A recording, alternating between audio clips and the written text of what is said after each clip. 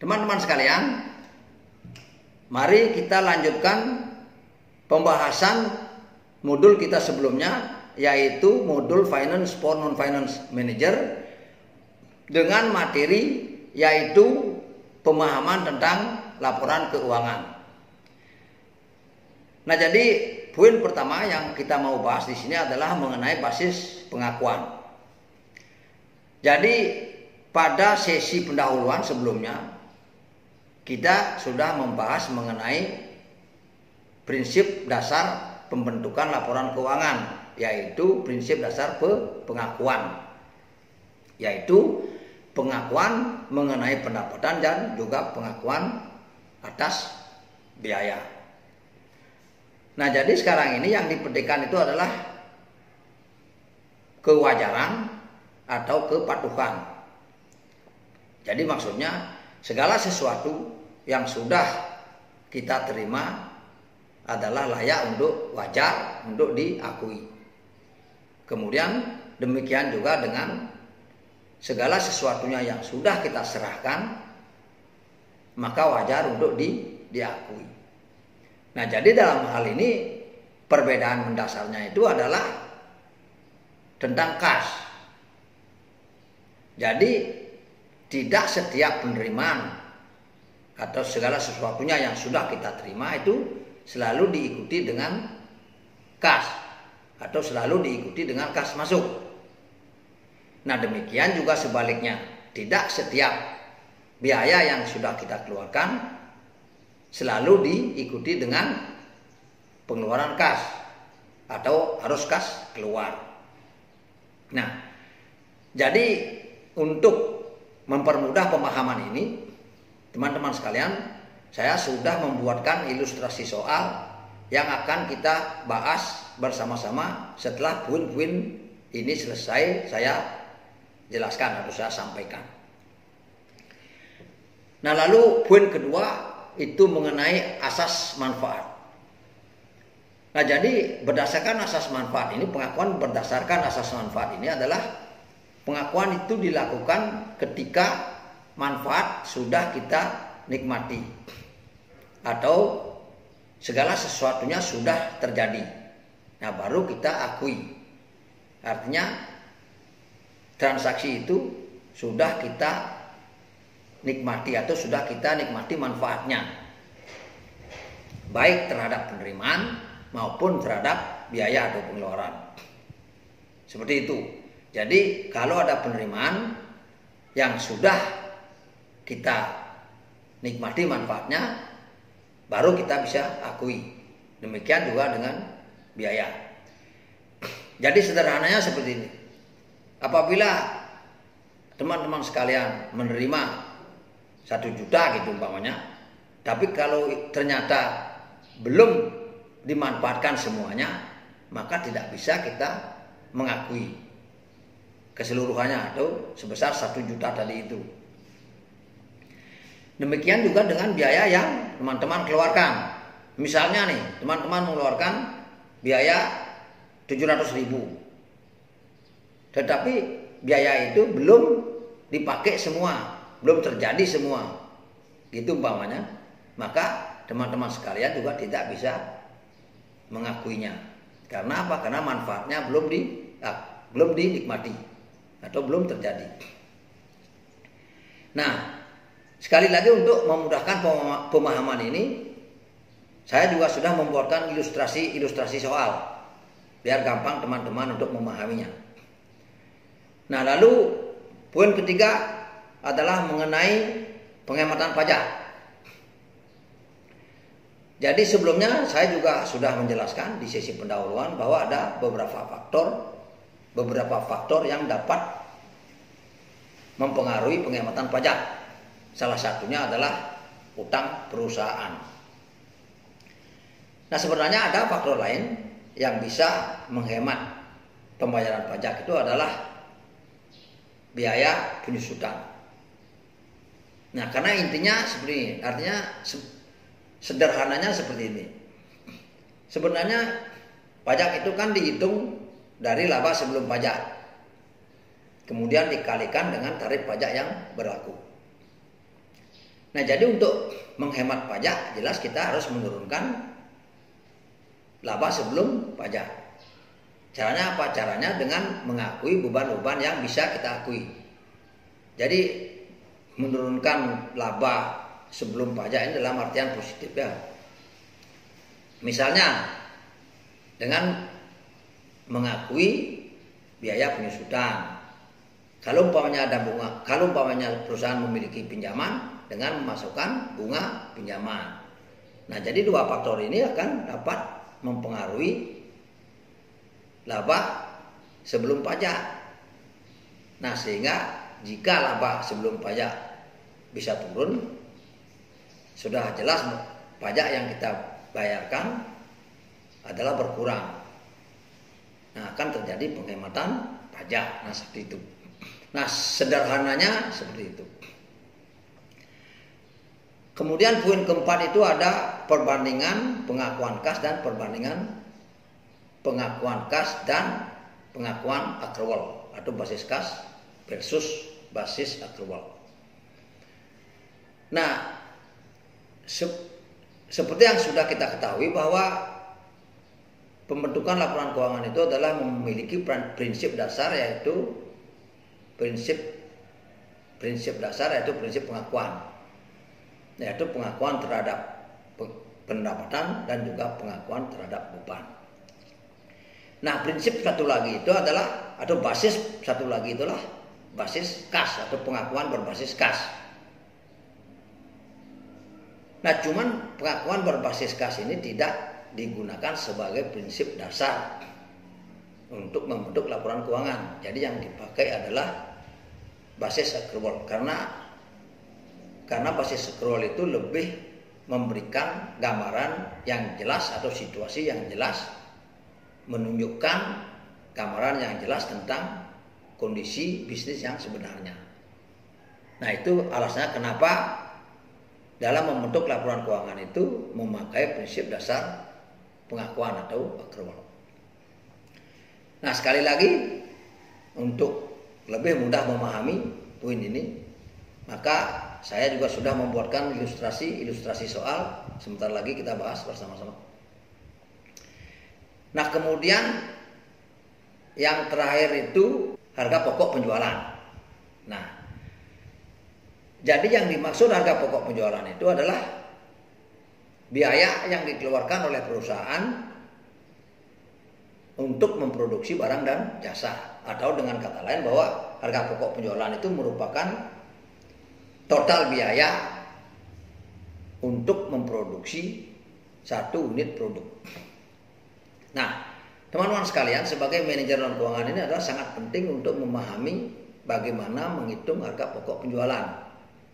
Karena apa? Karena harga pokok penjualan merupakan dasar untuk menentukan harga jual.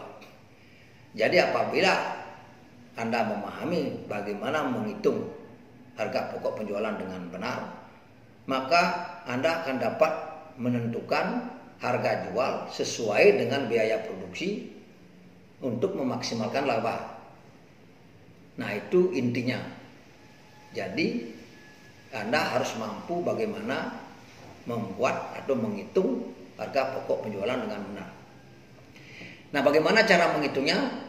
Sebentar lagi kita juga bahas bersama-sama pada ilustrasi soal yang sudah saya buatkan. Nah, untuk itu mari kita lihat bersama-sama tentang ilustrasi soal masing-masing poin yang sudah saya sampaikan barusan. Mari kita lihat bersama-sama. Nah, teman-teman sekalian, mari kita bahas ilustrasi soal berkenaan dengan poin-poin yang sudah kita bahas sebelumnya.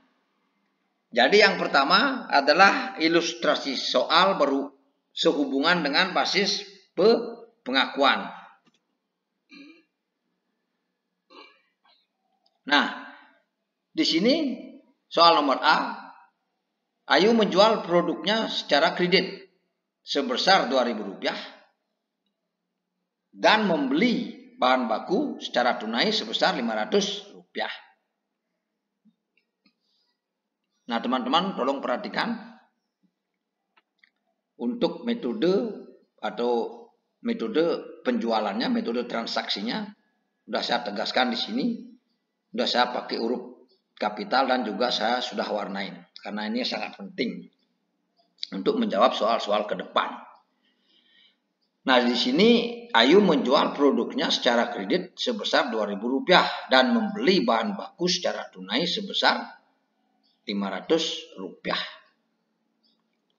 Nah, berarti sewaktu Ayu menjual produk itu berarti tidak disertai dengan perubahan kas sama sekali.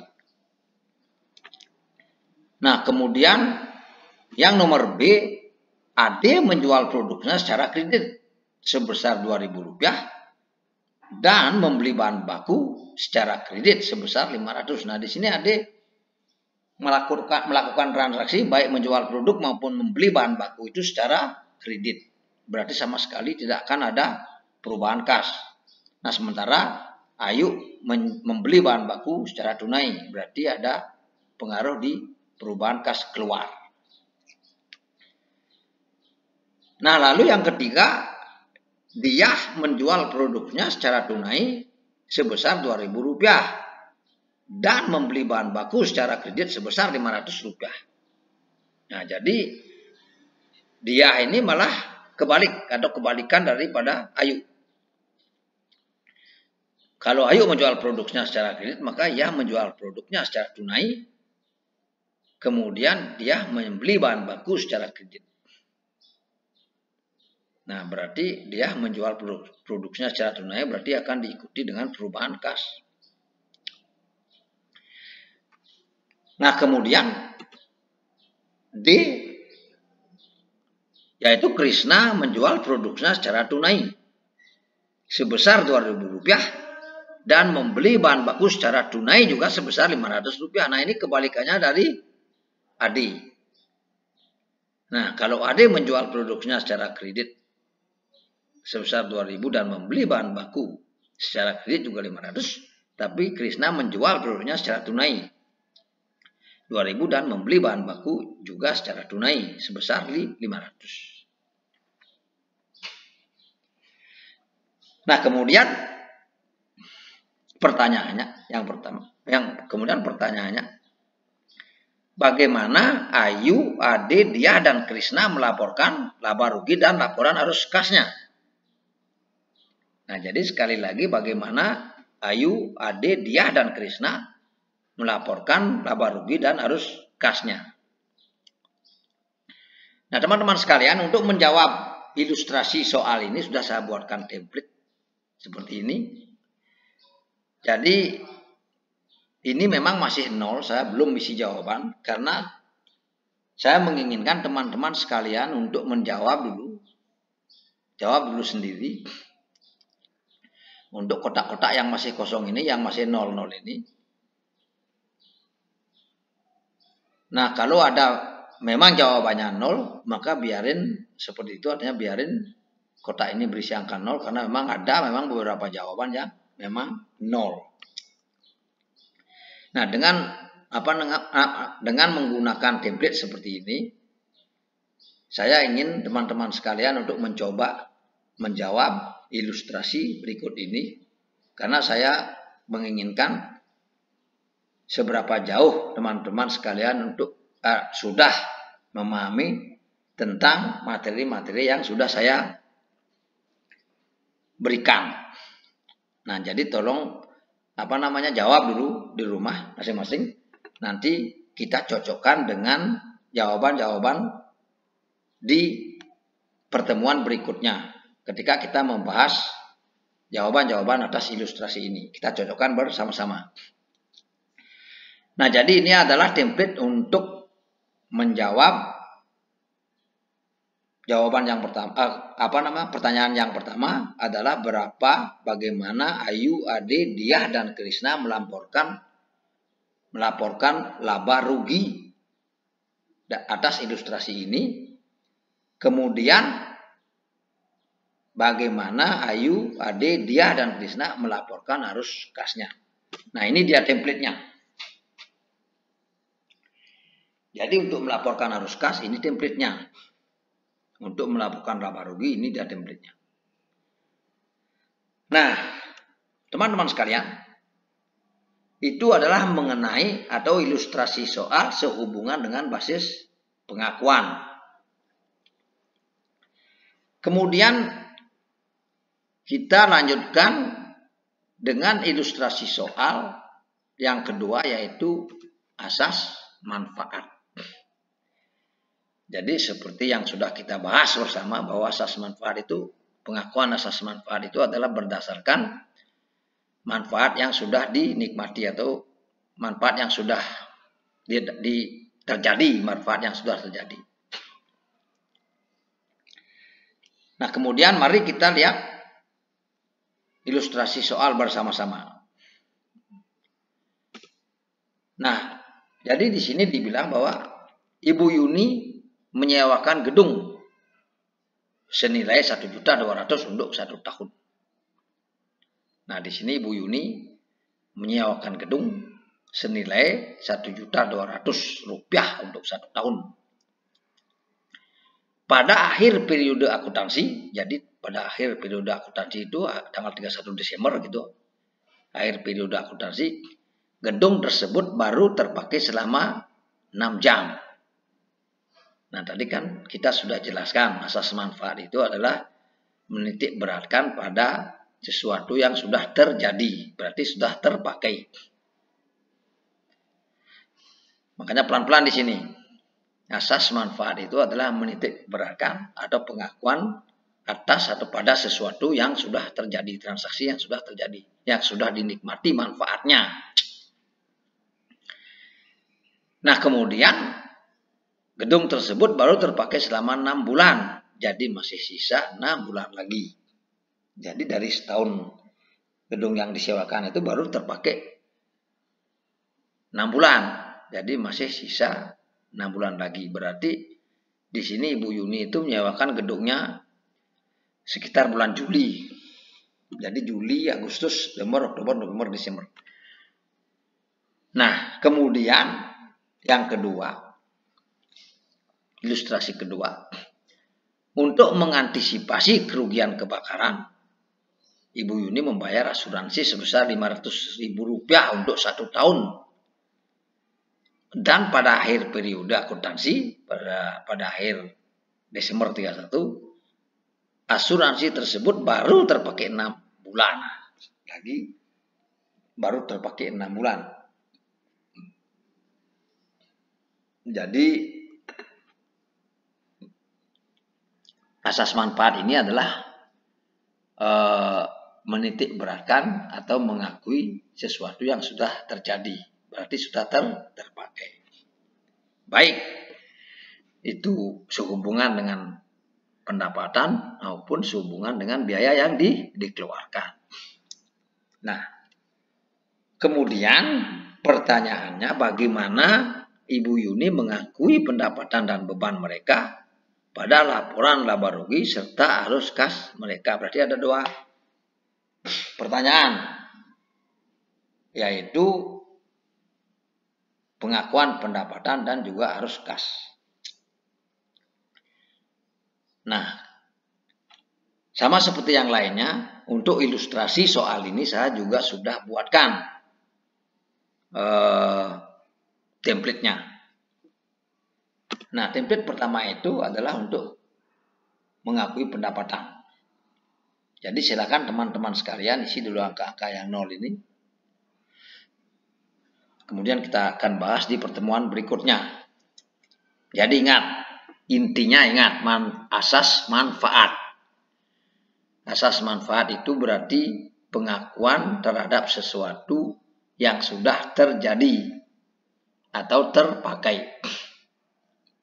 Baik terhadap pendapatan maupun terhadap biaya.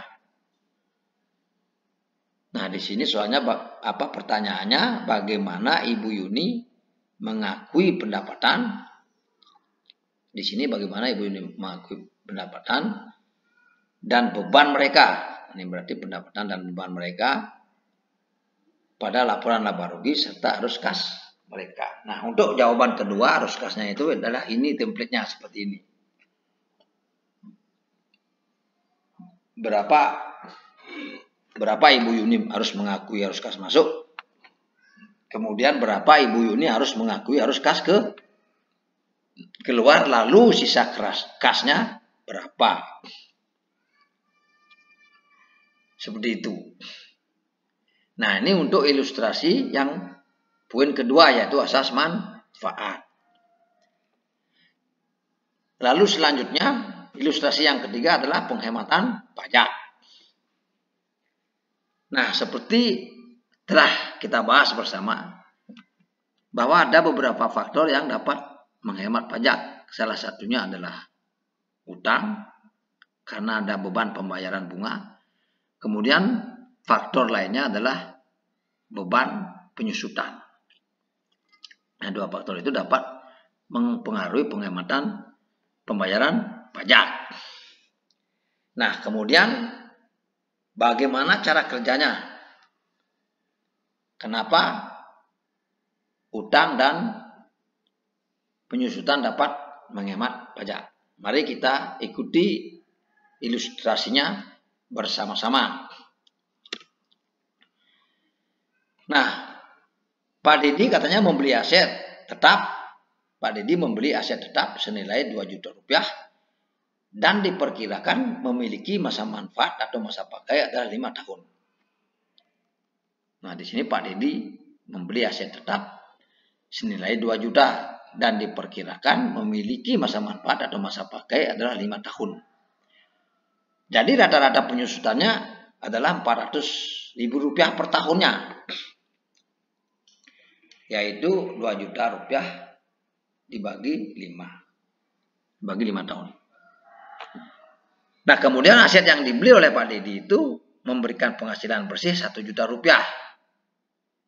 Nah, kemudian tarif pajak 10% dan pinjaman perusahaan adalah Rp600.000 serta bunga pinjaman atau IR 10% atau Rp60.000. Jadi 600.000 kali 10%. Nah, berarti di sini ada pengakuan biaya penyusutan. Kemudian perusahaan memiliki utang atau pinjaman sebesar 600.000. Nah, kemudian pertanyaannya, berapa laba setelah pajak akan diperoleh dan total kas Pak Dedi jika beban depresiasi tidak diakui? Nah, di sini kan kita mau mencari penghematan pajak untuk membuktikan bahwa biaya penyusutan itu menjadi faktor untuk menghemat pajak. Nah, maka dari itu kita harus cari dulu berapa laba setelah pajaknya diperoleh jika depresiasinya tidak diakui. Nah, itu kita cari dulu sehingga dapat dibandingkan. Sebentar lagi. Nah, kemudian pertanyaannya yang kedua, berapa laba setelah pajak akan diperoleh dan total uang kasnya Pak Dedi jika beban depresiasi diakui? Nah, tadi jika tidak diakui, jika beban depresiasi tidak diakui. Nah, sekarang jika beban depresiasi diakui. Nah, biar ada perbandingan, baru akan kelihatan. Jadi jika tidak ada beban depresiasi, berapa bayar pajak? Kemudian jika ada beban depresiasi, berapa membayar pajaknya? Lalu selisihnya berapa? Itulah yang menjadi penghematan pajak atau tax shield. Seperti yang sudah kita diskusikan di sesi pendahuluan sebelumnya. Nah, kemudian pertanyaannya yang ketiga, berapa penghematan pajak jika depresiasi diakui? Nah, jadi yang tadi itu berapa laba setelah pajak akan diperoleh dan total kasnya jika beban depresiasi tidak diakui. Kemudian berapa laba setelah pajak akan diperoleh dan total uang kas Pak Dedi jika beban depresiasi diakui. Nah, jadi pertanyaan yang pertama itu dan kedua menitik beratkan pada laba setelah pajak akan diperoleh jika depresiasi tidak diakui dan beban depresiasi diakui. Nah, kemudian yang pertanyaannya ketiga itu adalah berapa penghematan pajak jika depresiasi diakui. Nah sekarang ke penghematan pajak. Jadi berapa penghematan pajak jika depresiasi diakui. Nah kemudian yang keempat, berapa Pak Dedi membayar pajak jika Pak Dedi tidak memiliki utang. Nah sekarang kan tadi kita ingin membuktikan jika depresiasi diakui berapa membayar pajak. Kemudian jika Pak Dedi mempunyai utang, berapa Pak Dedi membayar pajak. Nah, sekarang sama seperti yang lainnya, untuk ilustrasi ini juga saya sudah buatkan template. Nah, kemudian pertanyaan berikutnya adalah berapa penghematan pajak jika Pak Dedi memiliki utang. Nah, yang pertanyaan keempat itu adalah jika Pak Dedi tidak memiliki utang, berapa dia harus membayar pajak. Kemudian yang kelima, berapa Pak Dedi harus membayar pajak atau penghematan pajak jika Pak Dedi memiliki utang. Nah, jadi kembali lagi sama seperti pertanyaan ke-1 dan kedua, yang pertama dan kedua, berapa laba setelah pajak jika diakui depresiasinya. Jadi harus diakui dulu depresiasinya, kemudian tidak diakui dulu depresiasinya, kemudian diakui depresiasinya sehingga ada perbandingan. Demikian juga dengan jika kita ingin membuktikan penghematan pajak. Jadi hitung dulu pajak yang dibayar jika Pak Dedi tidak memiliki utang, kemudian dihitung berapa pajak yang dibayar oleh Pak Dedi ketika Pak Dedi memiliki utang. Demikian. Lalu seperti ilustrasi berikutnya, kemudian ilustrasi ini juga saya sudah buatkan template untuk menjawab soal-soal atas ilustrasi ini. Jadi template yang pertama ini adalah untuk menjawab laba setelah pajak dengan dan tanpa depresiasi. Nah, jadi berapa laba setelah pajak akan diperoleh dan berapa total kasnya jika Pak Dedi tidak mengakui depresiasi. Berarti ini tanpa depresiasi. Nah, karena ini tanpa depresiasi, maka depresiasi ini akan menjadi 0. Nah, maksud saya ini dibiarin aja 0. Seperti itu. Nah, kemudian berapa laba setelah pajak akan diperoleh dan total uang kasnya Pak Dedi. Jadi berapa laba setelah pajak dan juga uang kasnya jika beban depresiasi diakui. Nah, berarti di sini nanti akan ada beban depresiasi. Jadi berapa laba setelah pajaknya, kemudian berapa uang kasnya. Nah, berapa penghematan pajak jika depresiasi diakui. Nah, berarti di sini ketika tidak ada depresiasi, maka di sini ada beban pajak yang dibayar. Kemudian ketika ada depresiasi juga ada beban pajak yang dibayar. Nah, kemudian berapa pembayaran pajaknya Pak Dedi atau beberapa Pak Dedi bayar pajak jika tidak diakui depresiasinya. Kemudian berapa Pak Dedi harus membayar pajak jika depresiasinya diakui. Lalu berapa penghematan pajaknya. Nah, di sini berarti ini kolom penghematan pajak atau disebut dengan tax shield. Oke, teman-teman bisa dipahami? Baik, kemudian untuk menjawab ilustrasi keempat, untuk menjawab pertanyaan ilustrasi keempat dan kelima, maka inilah template-nya, yaitu penghematan pajak dengan dan tanpa utang perusahaan. Nah, jadi berapa Pak Dedi harus membayar pajak jika Pak Dedi tidak memiliki utang? Nah, berarti di sini, jadi jawabannya adalah di sini, kolom jawabannya. Nah, di sini akan mendapatkan pajak jika Pak Dedi tidak memiliki utang, berarti bunganya di sini akan 0. Kemudian Pak Dedi berapa Pak Dedi akan membayar pajak jika tidak memiliki utang. Ini adalah tanpa utang, kolom tanpa utang.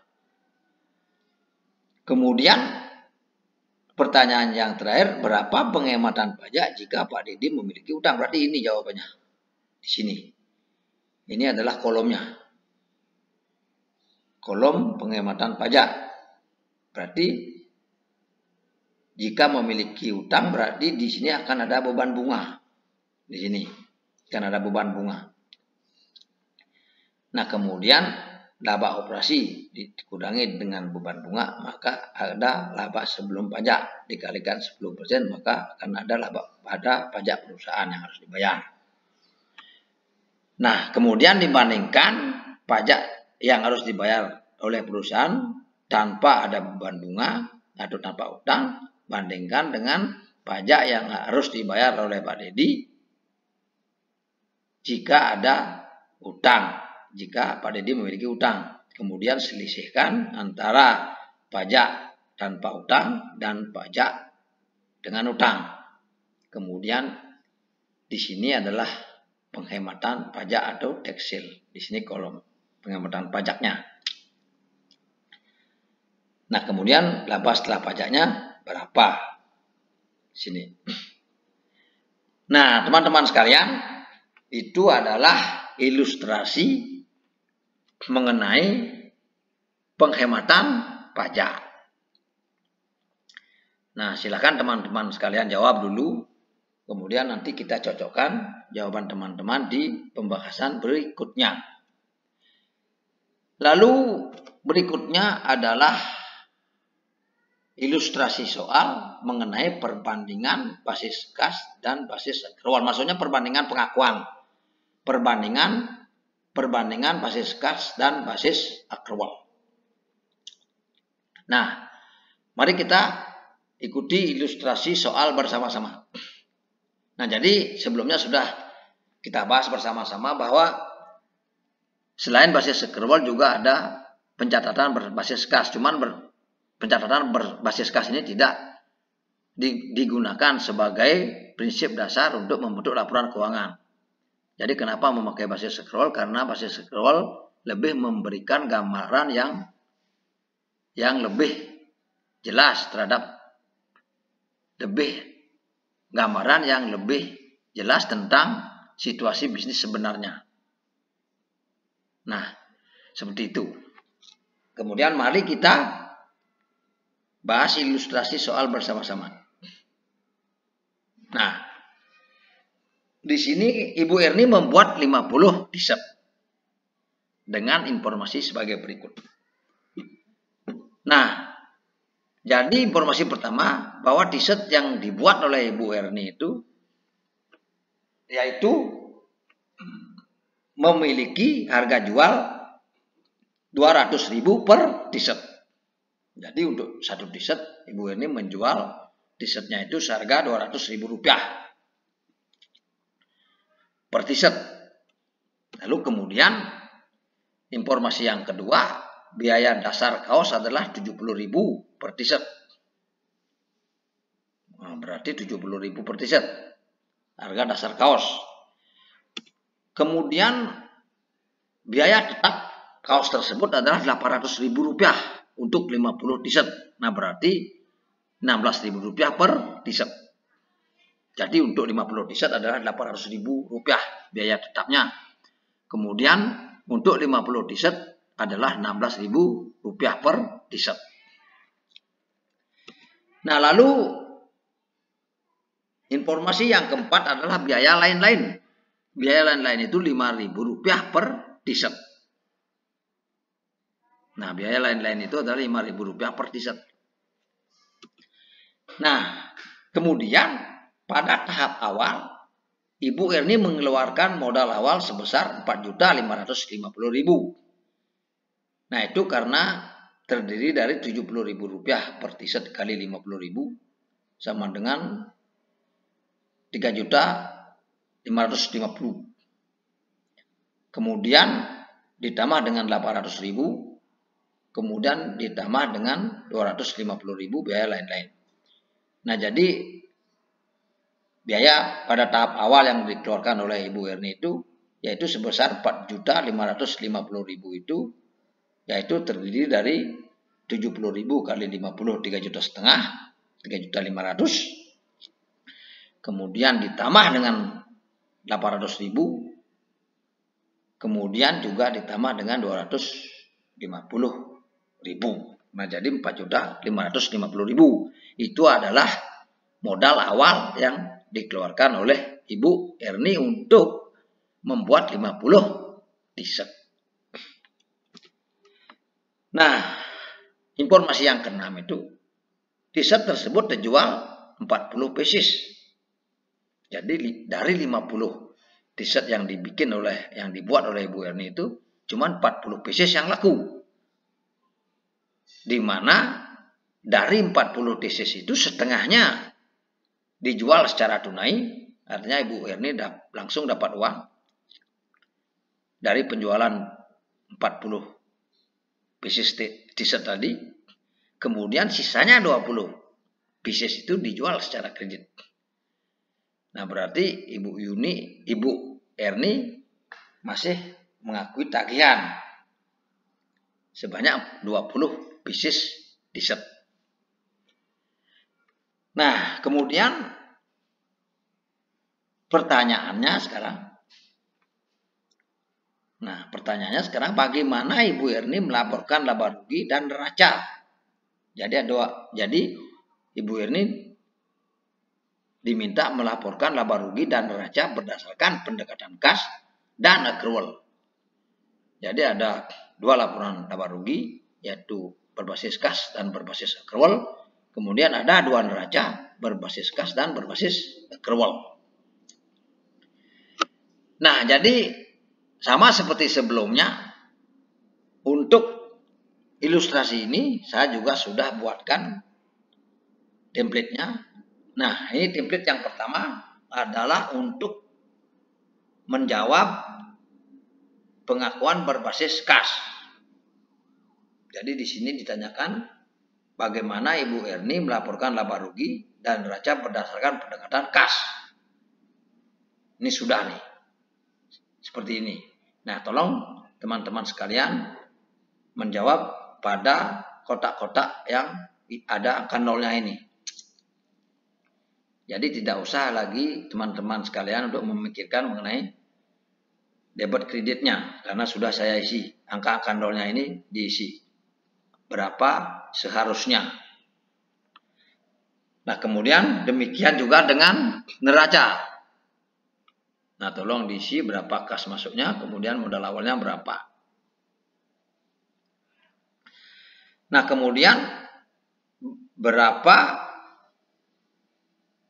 bagaimana Ibu Erni melaporkan laba rugi dan neraca berdasarkan pendekatan kas. Nah, ini pendekatan kas. Kemudian bagaimana dengan pendapatan atau berdasarkan pendekatan accrual. Nah, ini adalah berdasarkan pendekatan kas. Lalu yang berikutnya adalah dengan pendekatan accrual atau basis accrual. Nah, ini untuk menjawab laporan laba rugi dan neraca dengan basis accrual. Nah, silakan teman-teman sekalian isi angka 00 ini. Buat template sendiri yang menyerupai ini gitu. Kemudian isi angka-angka 0 ini. Nah, nanti kita akan dapat bedakan bagaimana atau apa manfaat yang didapatkan oleh Ibu Erni sehubungan dengan pengakuan akuntansi berbasis kas, kemudian bagaimana dengan pengakuan akuntansi berbasis accrual. Jadi yang mana memberikan manfaat lebih bagus. Nah, seperti itu. Nah, ini adalah ilustrasi soal sehubungan dengan pengakuan berbasis kas dan berbasis accrual. Lalu berikutnya, nah, ada harga pokok penjualan. Nah, harga pokok penjualan juga sudah saya jelaskan sebelumnya. Jadi ini adalah sesuatu yang sangat penting untuk teman-teman manajer non keuangan harus paham bagaimana cara menghitung harga pokok penjualan. Jadi jika teman-teman tidak bisa menghitung harga pokok penjualan dengan baik, maka susah buat teman-teman untuk menentukan harga jual yang sesuai dengan biaya produksi. Sehingga teman-teman sekalian tidak akan mampu untuk memaksimalkan laba. Nah, oleh sebab itu teman-teman sekalian harus tahu bagaimana caranya menghitung harga pokok penjualan. Nah, kemudian bagaimana caranya? Mari kita lihat bersama-sama. Nah, di sini diilustrasikan bahwa Ratna akan membuat usaha roti. Nah, jadi Ratna mau membuka usaha roti dan memerlukan 3 kg tepung yang masing-masing dibeli oleh Ratna sebanyak 3 kali. Nah, jadi Ratna membeli sebanyak 3 kali tepung, masing-masing dibeli berarti 1 kg. Sekali beli itu 1 kg. Nah, dibeli sebanyak 3 kali. Jadi roti yang dibeli oleh Ratna itu adalah sebanyak 3 kg. Kemudian untuk informasi pertama, yaitu harga tepung yang dibeli pertama itu adalah 10.000 per kilogram. Jadi pertama kali Ratna membeli tepung itu seharga 10.000 per kilogram.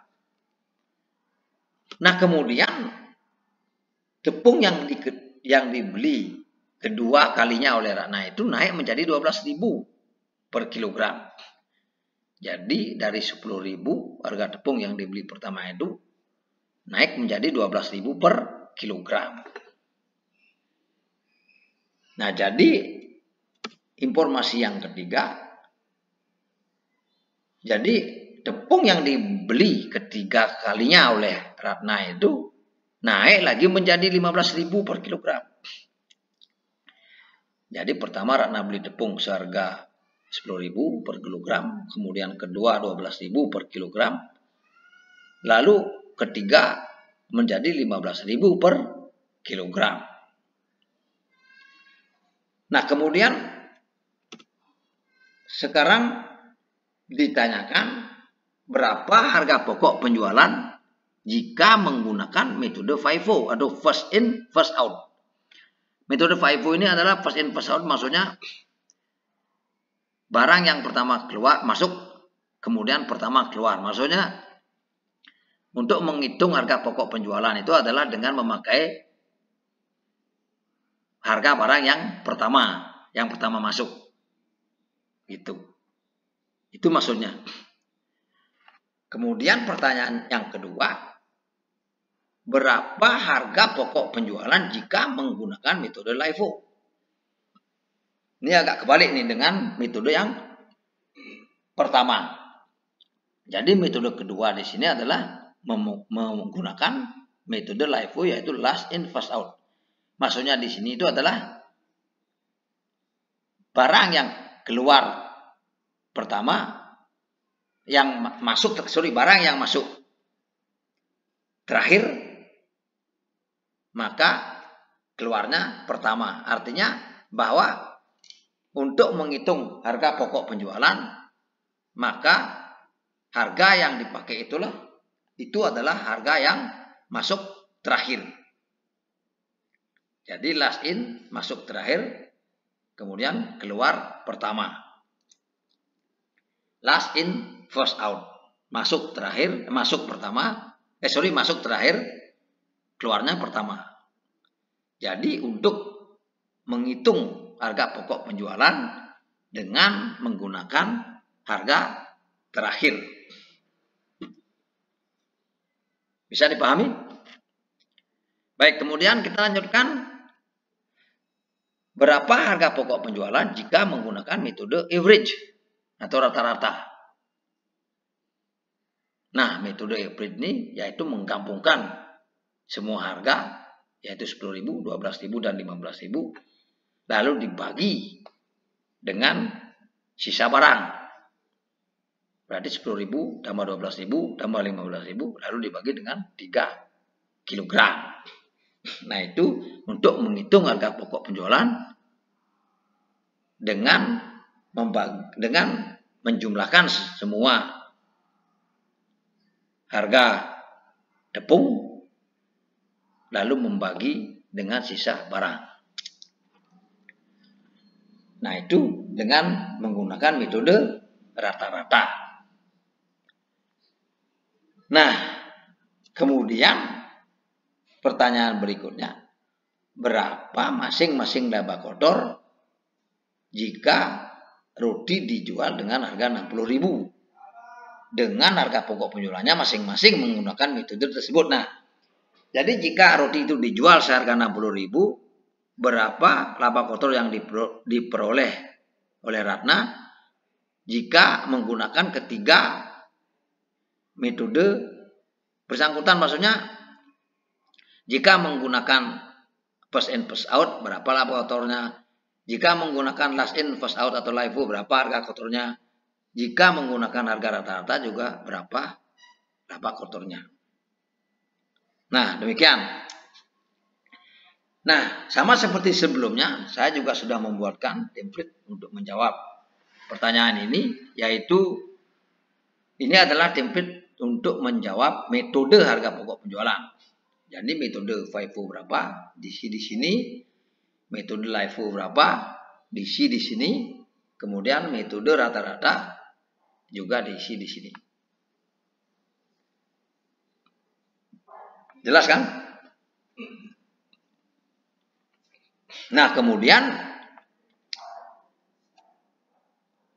pertanyaan terakhir itu berapa masing-masing laba kotor jika roti dijual dengan harga 60.000 dengan harga pokok penjualan menggunakan masing-masing metode tersebut. Nah, ini template-nya. Ini template-nya. Berapa laba usaha kotor yang diperoleh oleh Ratna dengan menerapkan metode masing-masing tadi ini, tiga ini, dengan harga jualnya Rp60.000. Nah, seperti itu teman-teman sekalian. Nah, silakan teman-teman jawab dulu di rumah. Kemudian nanti kita akan cocokkan di saat kita membahas jawaban dari ilustrasi masing-masing poin yang sudah saya jelaskan. Jadi pertemuan berikutnya akan membahas mengenai jawaban atas ilustrasi-ilustrasi dari poin-poin yang sudah kita bahas. Nah, demikian teman-teman sekalian. Selamat mencoba. Nah, teman-teman sekalian, itulah pembahasan mengenai materi pemahaman tentang laporan keuangan. Jadi materi ini sudah selesai kita bahas bersama-sama. Maka untuk selanjutnya kita akan membahas bersama-sama mengenai jawaban atas ilustrasi soal yang barusan kita bahas bersama-sama. Nah, maka dari itu ikuti terus materi-materi yang saya akan sampaikan. Kemudian jangan lupa share, like, kemudian subscribe agar teman-teman sekalian tidak kehilangan informasi menarik dari saya mengenai atau tentang akuntansi, keuangan, ekonomi, dan juga bisnis. Nah, apabila teman-teman sekalian memiliki pertanyaan, silahkan mengirimkan ke alamat email berikut atau bisa juga melalui WhatsApp berikut. Nah, teman-teman sekalian, untuk sesi ini kita cukupkan sampai di sini, sampai ketemu di materi berikutnya. Terima kasih.